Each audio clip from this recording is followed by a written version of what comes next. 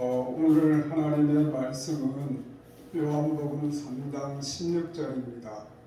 다 알고 계시기 때문에 읽는 것은 생략하고 바로 본론으로 들어가겠습니다. 오늘 방금 아까 주날께 및 내가 편히 쉰다는 찬양을 불렀습니다. 그래요.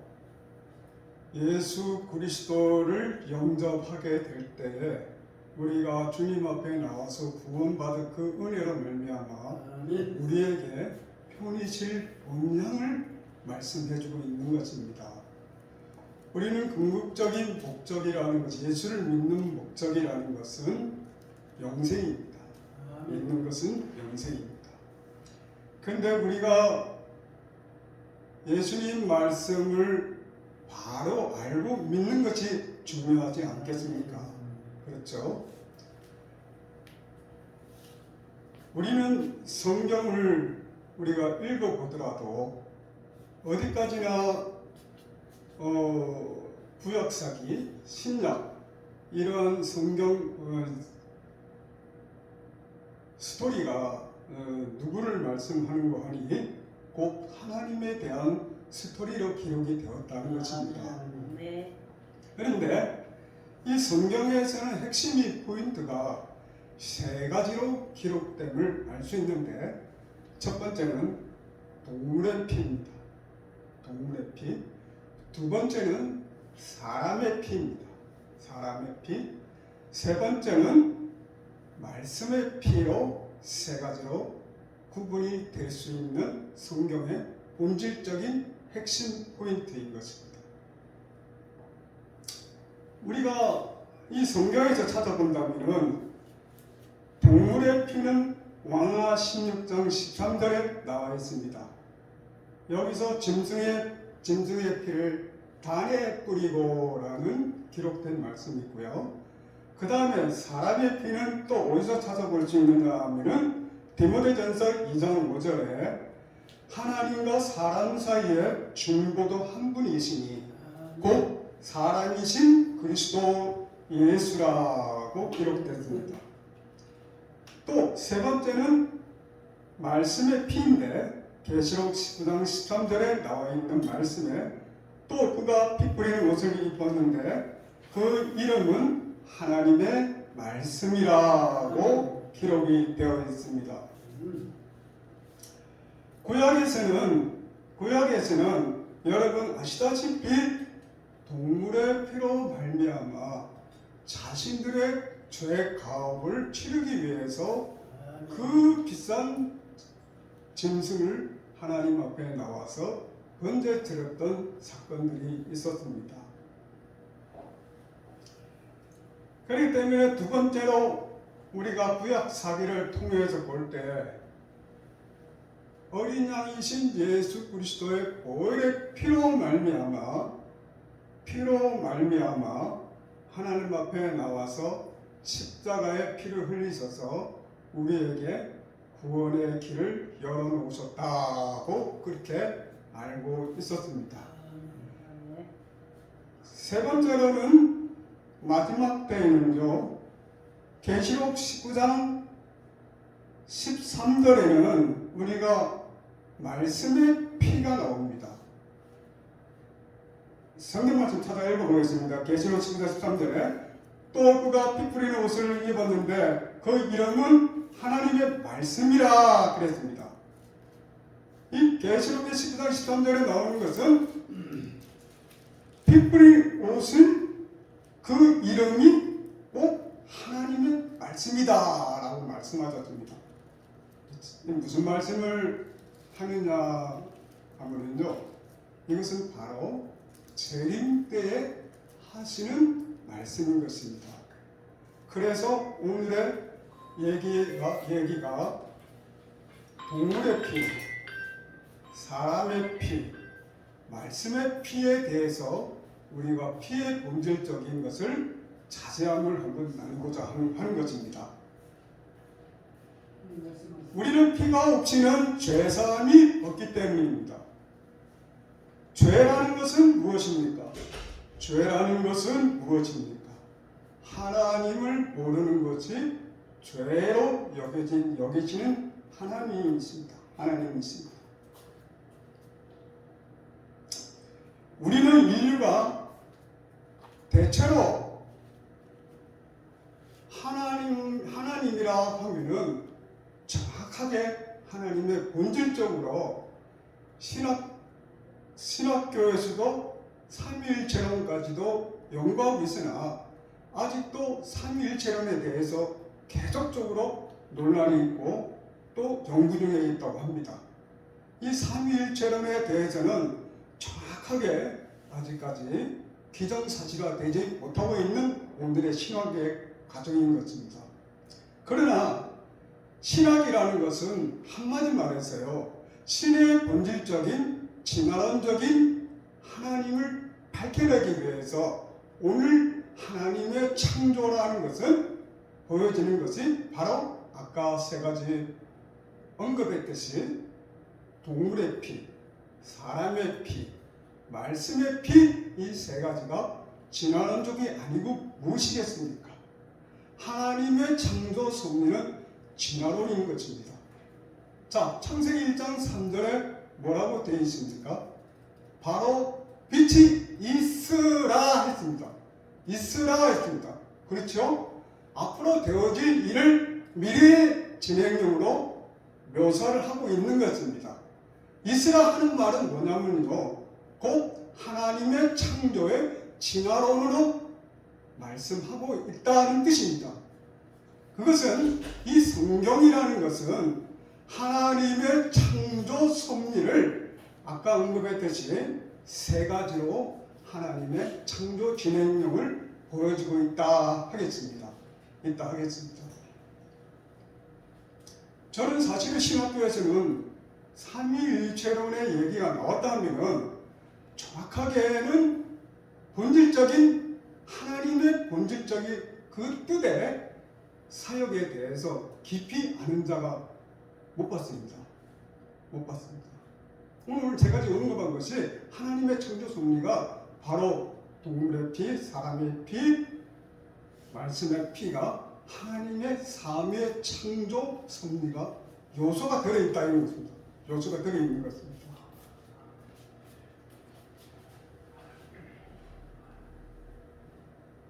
피 없이는 죄사함이 없기 때문입니다. 죄라는 것은 우리가 명백히 어떤 것이 죄인지 알고 밝혀야 되는 것입니다. 죄라는 것은 윤리와 도덕적인 죄를 요구하시는 것이 아닙니다.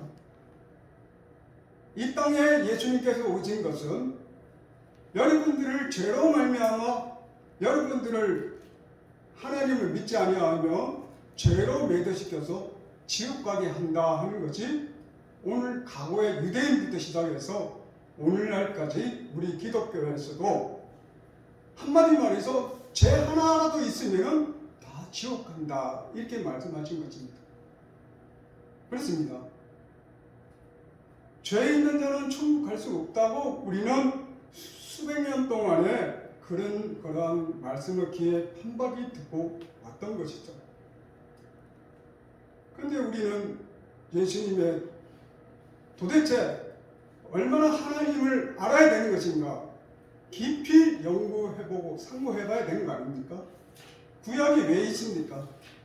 구약의 하나님의 심정적인 상태를 적나라하게 드러내고 있는 구약사기입니다. 신약은요, 율법에서 모형에서, 율법이 꼭 모형 아닙니까? 모형에서 율법에서 실상으로 오신 예수 그리스도가 실상인 것입니다. 우리는 그동안에 가상의 모형의 피로 하나님께 드려졌던 것이죠. 가상의 모형의 피로서는 우리 죄를 어길 수가 없는 것입니다.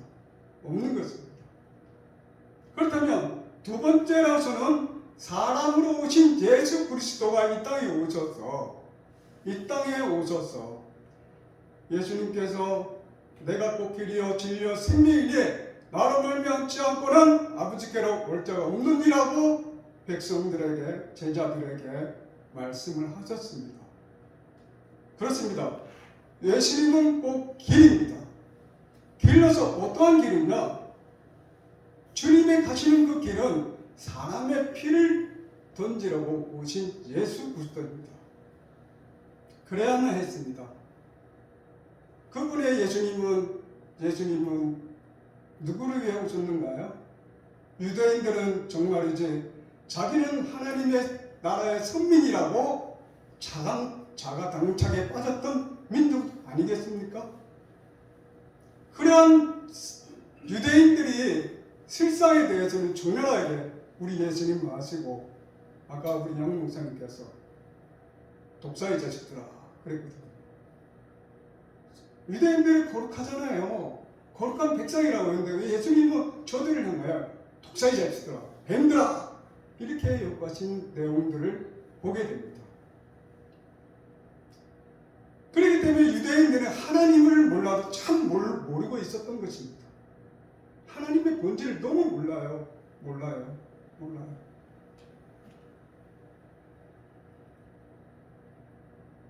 동물도 어여지의 생명임에 틀림없습니다. 하지만 동물은 영생권에 진입할 수 있습니까? 없습니다. 안 되는 거예요. 이례적으로 생명으로 지어진 하등 동물인 존재가 동물의 피로서는 구원할 수 없다는 이 사실을 그들에게 전했던 말씀인데 유대인들이 도저히 이해를 못하는 겁니다. 예수님의 행적 기록을 어떻게 이해할까요? 아까도 우리 양 목사님께서 오늘 말씀 것은 성경은 비유로 기록이 되었다 한 점인 것입니다. 성경은 비유예요. 동물도 비유입니다. 사람의 피도 비유로 말했고 말씀의 피도 비유로 기록된 점이 우리가 먼저는 우리가 하나님을 안다 할 때 굉장히 어려워요. 설명하기 굉장히 어려워요. 저도 이 영감선을 믿기 때문에 여러분이 우리 뇌 구조가 왜 있는지 아세요? 처음부터 날 때부터요. 뇌 구조가 어렸을 때부터는 좀 무성태에 있었어요. 무성태거든요. 근데 우리 며칠 전에 우리 조카가 아이를 낳았어요. 그 첫 번째 아들을 낳았고요. 두 번째 딸 낳았거든요. 조카가 딸 낳았는데 애를 키워보니까 하는 말이 엄마 되신 분들 다 알 거예요. 저도 아빠 입장이니까. 그런데 이 아이를 성장하기까지는 뇌 구조를 운동시켜줘야 된답니다. 그렇기 때문에 매일매일 애들 앞에 같이 놀아주고 동화책 읽어주는 이유가 있었던 것입니다. 뇌 구조를 발달하기 위해서요. 뇌 구조. 그런데 아이가 자라나면서 영특해지더라고요. 부모의 노력에 따라서 천재가 나올 수도 있다 이 말입니다. 제가 하고자 하는 말은 무엇이냐면요, 하나님을 찾아가는 콘텐츠가 뇌의 기능에 달려있다는 겁니다. 콘텐츠. 그렇기 때문에 여러분 머리가 왜 위로 항해져 있는가 하면은요, 왜 머리가 있도록 얼굴을 하늘을 향하는 이유가 뭐냐면요, 하늘을 우러러 바라봤다는 것을 뭘 의미합니까? 바로 나의 본능인 나의 신이 저 하늘에 있다는 겁니다. 나의 신이, 우리 하나님도 하늘에 있고 나의 수호신도 하늘에 있고 믿지 아니하는 사람들도 나의 신이 수호신이 있다고 믿어요. 어쨌든 간에 우리는 하나님을 찾아가는 콘텐츠가 성경이거든요. 성경의 이 콘텐츠를 우리가 스스로 찾아와야 되는 겁니다. 스스로 찾아오지 못하면요, 성경을 알 길이 없어요. 도저히 알 길이 없어요. 그렇기 때문에 이게 내부적 여러분의 생각과 성경의 이 말씀이 바로 깨닫는 것 자체가 그게 바로 영감이라고. 영감. 그러니까 자기가 본능적으로 자기 하나님의 말씀을 깨닫다 싶으면 예수를 열심히 믿고 열심히 노력합니다. 참 놀라웠게도 저도 개신교집에 태어났죠. 개신교집에서 우리 아버지가 목사, 나 이대고요. 그런 어린 시절에 우리 어머니 아버지 신앙을 율법으로 쫓으면서 교육을 배워왔던 저 역시였거든요. 그렇기 때문에 예수 그리스도의 피만이 우리가 구원이 되는 줄 알고 알고 왔었습니다. 알고 왔었습니다. 예수 그리스도의 그 피는요, 여러분한테 미안한 생각이 들지만 어떤 때로는 제가 오늘 이 동영상 올리신다고 하시니까 저도 이런 얘기하면 비판적인 요소가 많이 듣게 됩니다. 왜요? 이해를 못하니까요. 저는 이해를 하거든요. 기독교가 어떤 기독교냐는 너무 잘 알고 있습니다. 기독교라는 게. 예수님은 다섯째 날에 기독교 창시자입니다. 그 말은 다들 인정해요. 인정해요. 하나님의 창조 섭리가 첫째 날, 둘째 날, 셋째 날, 넷째 날, 다섯째 날에 예수님이 오셨습니다. 예수님 오심으로 해서 이제 기독교가 세대라, 번성해라 그랬거든요. 이 말 뭡니까? 다섯째 날에 큰 물고기가 번성한다고 그랬잖아요. 새들도 번성하고 기독교 문명이 번성했다는 것입니다.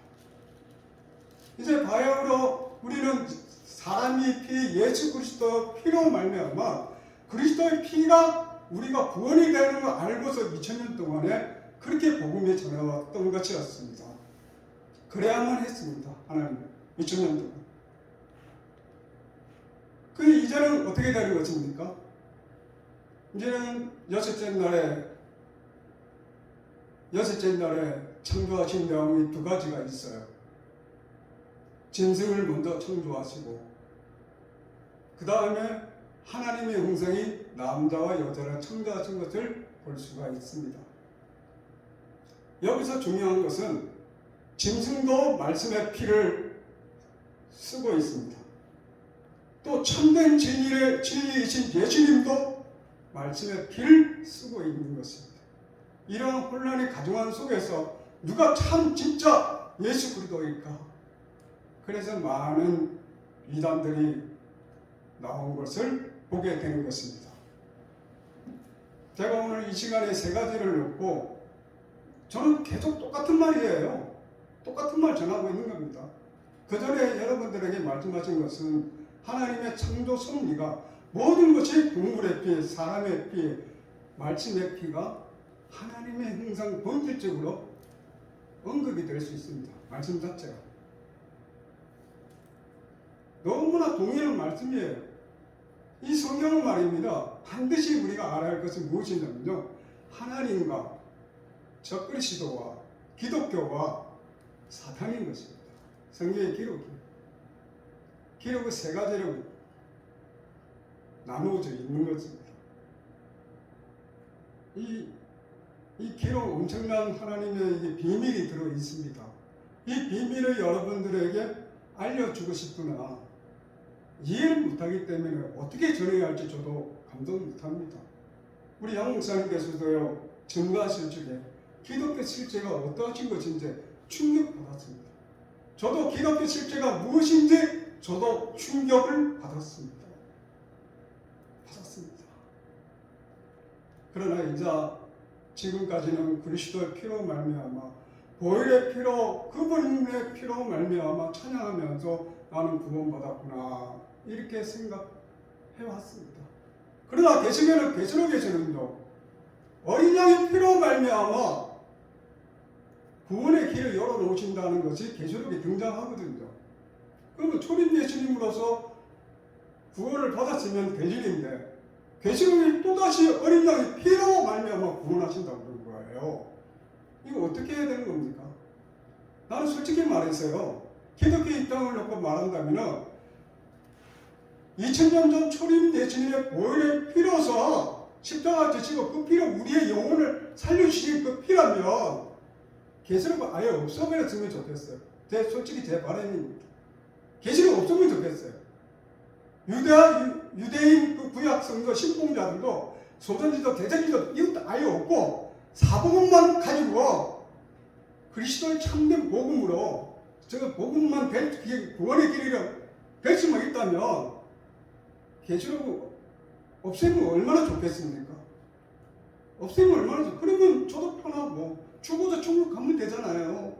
죽어서 그렇지 않습니까? 왜 애꾸는 계시록이 왜 있어야 됩니까? 왜 계시록이 있냐고요? 저는 신천지도 아니고요.